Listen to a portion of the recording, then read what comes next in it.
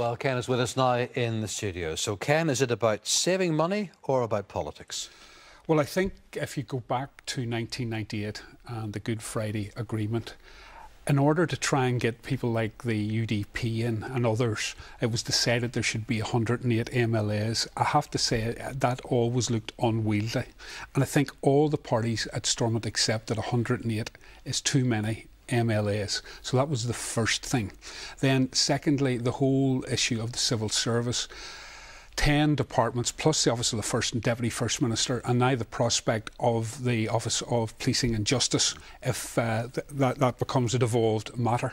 So really the thing is fairly unwieldy.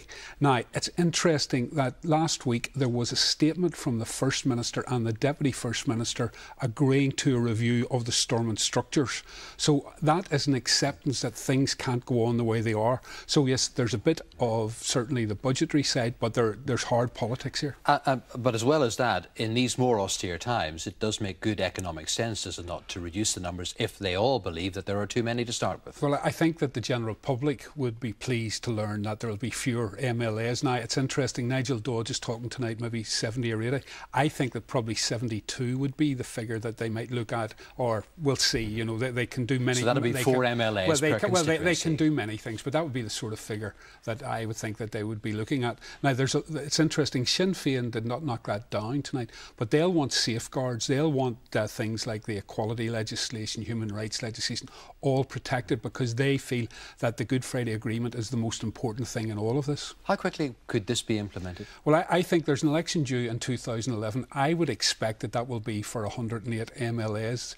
After that, I think that perhaps we could have the change maybe 2015. The one factor in all of this, though, is public opinion.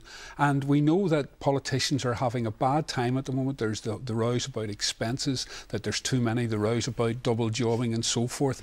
It might be that public opinion could force things on, but I think at this stage it looks likely that the main change would come in 2015. And isn't there also talk about reducing the number of Westminster seats in Northern Ireland? Yeah, interestingly, I was in Westminster yesterday and a government source that I trust showed me a document where he was talking about massive reduction in the number of MPs across the United Kingdom, but Northern Ireland going down to 15, some suggestion of 12. I don't think that would happen. Where it started. Yeah, it's where it started, but I think 15 might be where they're going in the future, and I think that the pressure on that will grow quite quickly.